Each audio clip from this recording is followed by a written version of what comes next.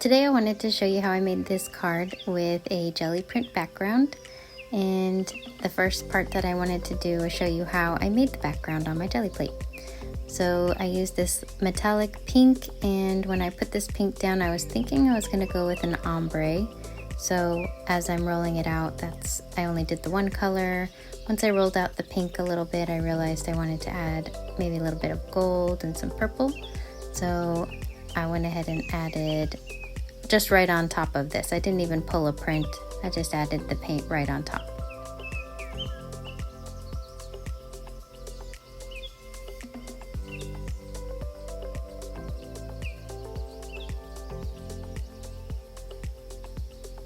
Then I'm gonna roll those out and get a nice ombre from the purple to the pink to the gold. Blend them really nice. These are all metallic shimmery acrylic paints, so they all are gonna blend to this shimmery background. I'm kind of going for almost like a night sky, twilight night sky.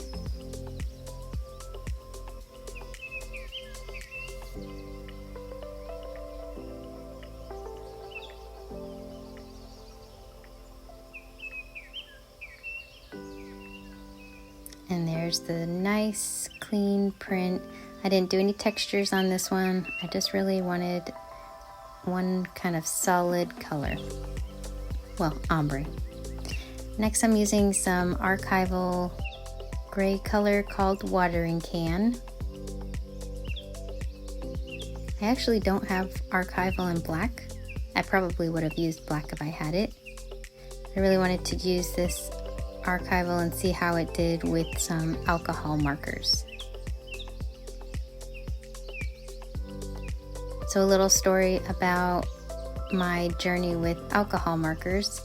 I haven't used them very much, but I am kind of enthralled by what people can make with alcohol paintings, alcohol marker paintings. So I was recently watching someone who does amazing coloring on Instagram. I think his name is Alberto. Anyway, his designs or the pictures he colors in are so impressive.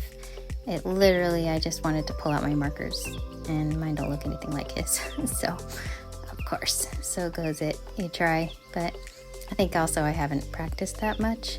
Over on the right side of my piece of paper, I did play with my 3 different color combos to see how I wanted to blend them out.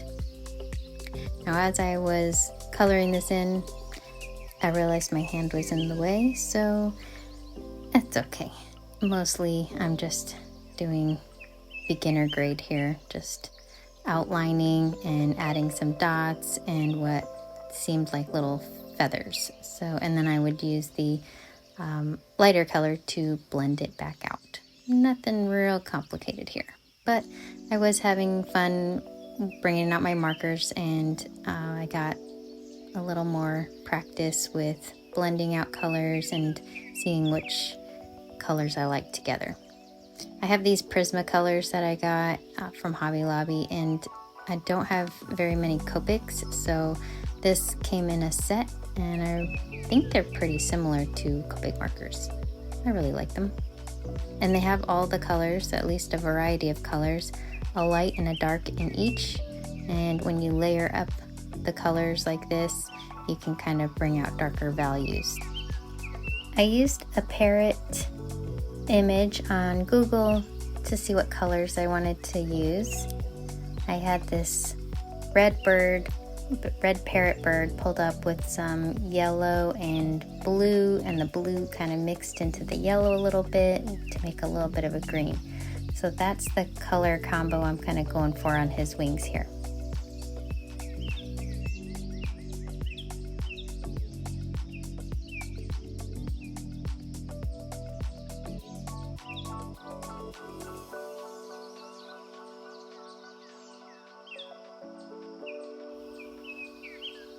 I started crafting when I was a kid, like most kids when you do crafts or whatever.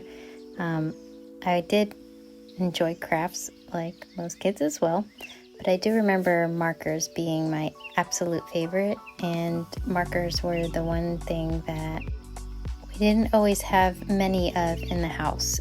And so we would get markers around school time, but of course markers die over the year, so come the end of the school year my markers usually didn't work. But I would love just blending my colors out with I think I had Crayola markers or something like that, and I would blend the colors that went well together.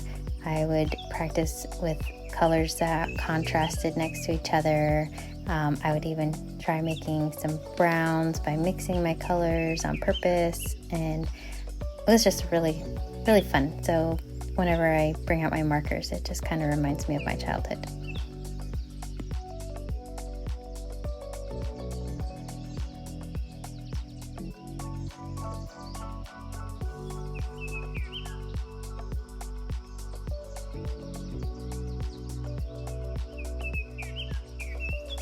My mom used to commission me to make cards, and I think, well, that was where my love of card making stemmed from. I would fold a piece of paper in half, and then I would draw a design on the piece of paper. It was usually a birthday related thing, so I would write out the word happy birthday and just color around the letters, and then I would add balloons and confetti.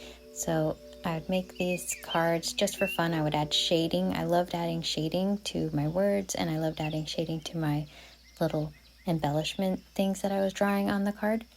And then my mom, she ended up commissioning me, for free of course, to make cards for people at church, someone who was in the military, maybe for someone who had a baby or was getting married. So I ended up making cards kind of for my mom when I was a kid, and for myself because I liked giving out cards. And so that's where all of my practice of making things started from. Thanks, Mom. I love it.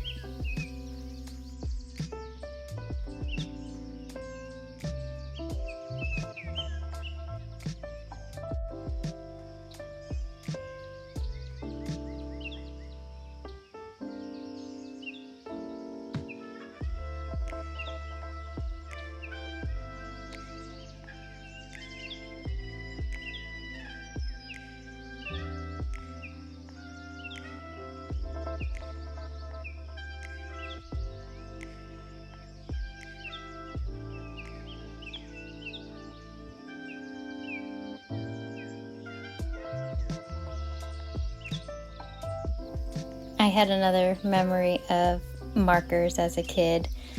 We would I lived in Germany, and we would go to this base near us that we actually went to school at, and there was this store that I don't know if it was a teacher or someone was selling markers, but they were double-sided markers. One side had a stamp on it, and then the other side had like a color changing tip, like 2 colors in one or something like that.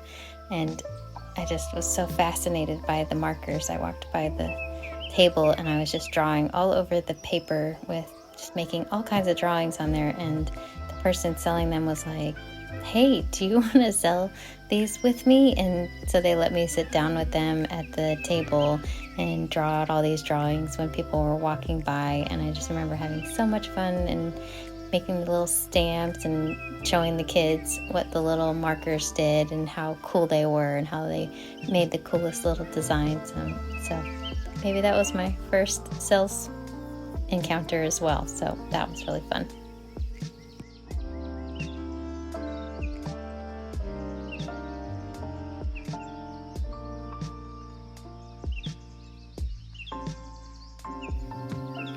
I think I miss the days of my childlike enthusiasm for making things. I overcomplicate things now that I can think through things too much. As a kid, I blended and had so much fun. I didn't think much of it. I didn't know much either, and I think that was part of the joy. Now, I still do find joy in it, of course, but I do find I wonder, am I mixing these colors correctly? Am I making the shading the right way? Is this how I'm supposed to do it? But naturally, until I practice a lot with something, I always do question if I'm could do better, or if that's how someone else would do it, or if there was a better technique. And then of course I love watching YouTube creators that do their alcohol ink marker paintings, and a lot of crafters that they will find the colors that go well together. And I love learning from people who have little tips and tricks. There was a lady that I was watching her video, and she was trying to really simplify the process, kind of the same thing. She had so many marker colors and had so many different ways to use her markers, and it almost becomes overwhelming when you have too many things or too many ways to do something. So to be able to streamline it down to one or two of your colors, maybe three, and just make those work. Her idea was don't even get caught up with the blending, more so just use it for texturing. And then she ended up using a white gel pen to kind of bring out the highlights. I figured for the birds, white gel pen probably wouldn't look the best. Could have done it for the eyes, but I just thought that was a great little tip of just kind of going back to the basics, going back to what you love about something.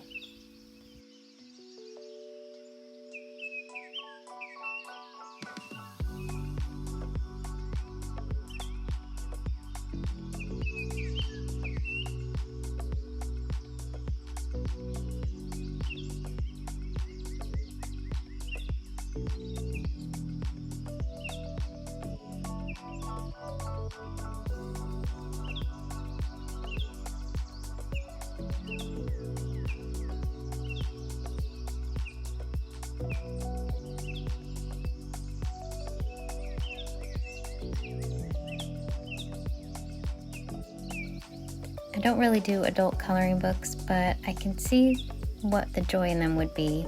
And this is kind of similar, just by stamping out some images and coloring them in. That's just so relaxing to me.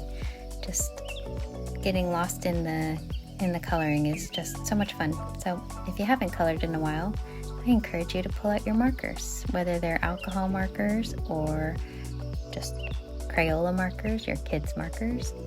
They're so much fun, and of course you can always do some calligraphy with them as well. But yeah, I think that they're either overused or underused in my craft room, and at the moment they've been underused.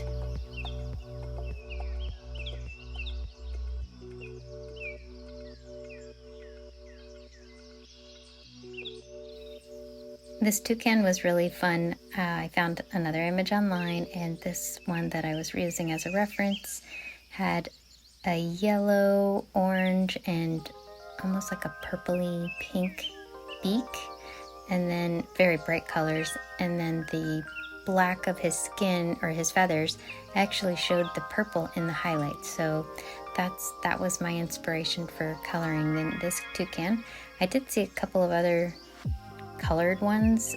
Some were like blues, a tropical blue color or a tropical green color, but I really just love this classic toucan coloring.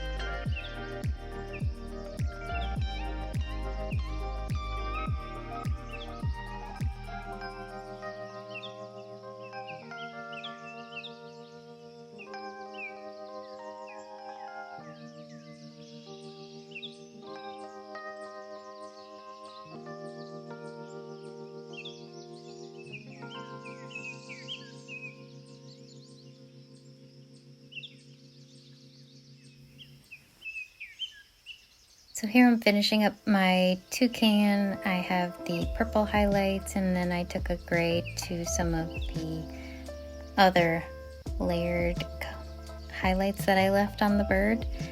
And then it did look a little flat, the purple, so I found one of my blue colors and I just went over some parts of the purple to give it a little more shading.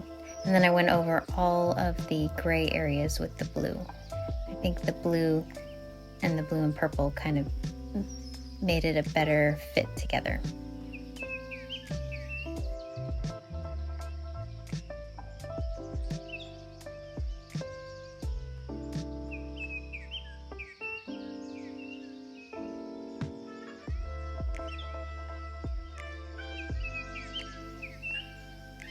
Okay, going back to my Gelli print, this same stamp set that I'm using had these leaves, and I was going to do them in green at first, but then I remembered I had like a twilight sky, so I used that same watering can archival distress ink, and I just kind of went around my Gelli print with this leaf shape.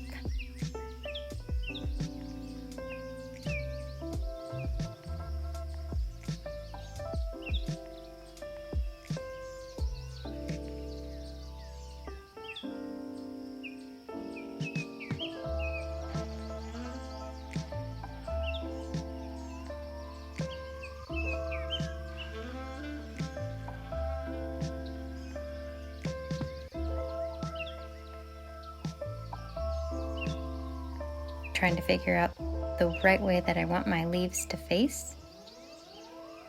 So that finishes up my little leaf border. Then I had this smaller, almost feather-like leaf. I used that in between some of the bigger leaves.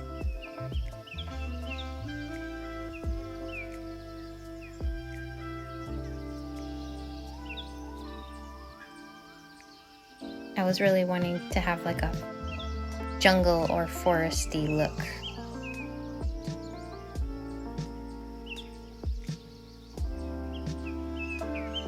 So fast forward, I cut around all of my little birds here, and now I'm wanting to figure out how I want to place them on my card base. So I just used my black marker on the chisel side, and I'm just drawing in some branches for the birds to sit on. Just the toucan and the parrot will be sitting on the branches, and then the flamingo, he'll kind of be on the ground level.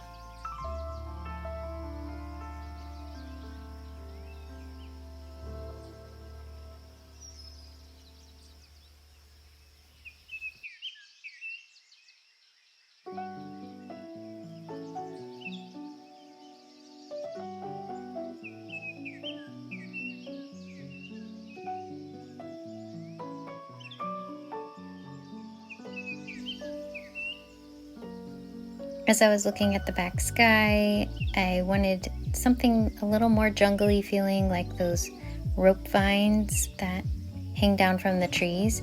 So I just went ahead and drew in some kind of squiggly lines to resemble those rope vines.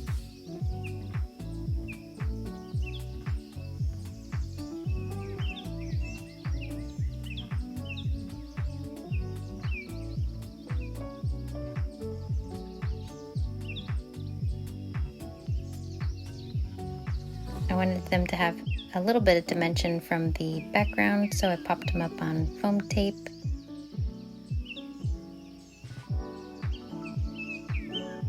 And for the birds, I just kind of set them where their feet would have been over the branch.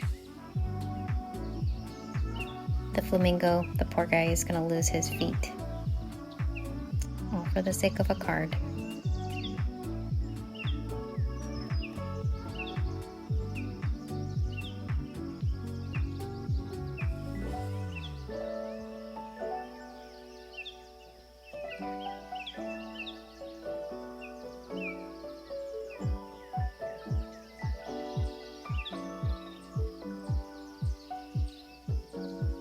I did trim this background down to 4 inches by 5 1/4. that gave me that background or the white border from my card base, which is 5.5 by 4.25. I had this sentiment. It didn't go with the stamp set. It didn't really have anything to do with birds, but none of the bird sayings kind of went with what I wanted my card to say. They said things like birds of a feather flock together, or two can do it, or something like that. So for this one, it just says time for a happy dance, which I thought was just as fitting and cute.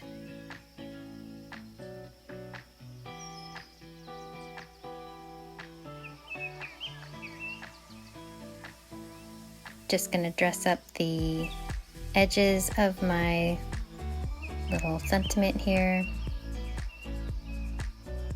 Some light gray, some darker gray, and then a little bit of black around the border.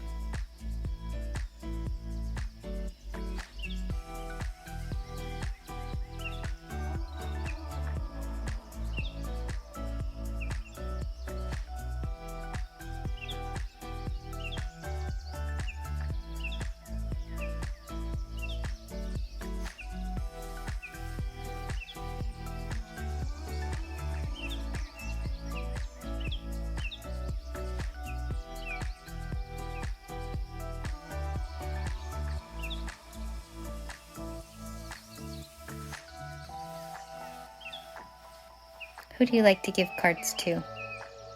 Family members, friends, coworkers? I do love giving cards to family members. Let them know that I'm thinking about them. I just don't do it very often. I need to do it more often.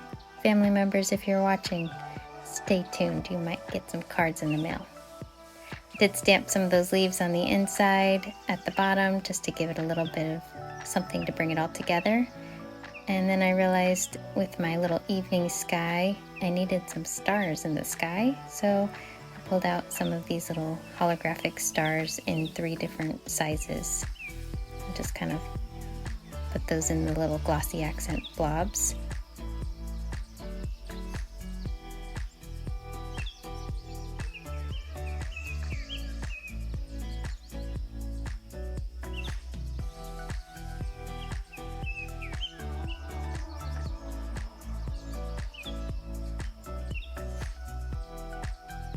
It's really hard to get just one glitter piece.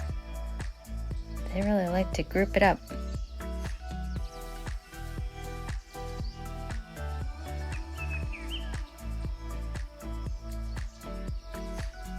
I liked how this looked, but because the glossy accents was kind of oozing out behind them, I just went ahead and put a blob of glossy accent over the top of them. And then they really looked like little shiny stars. So here's the completed card. Hope you enjoyed watching this video and listening to my stories. And I hope you subscribe if you haven't already, and give this video a thumbs up if you enjoyed it. I'll see you in the next video. Happy crafting!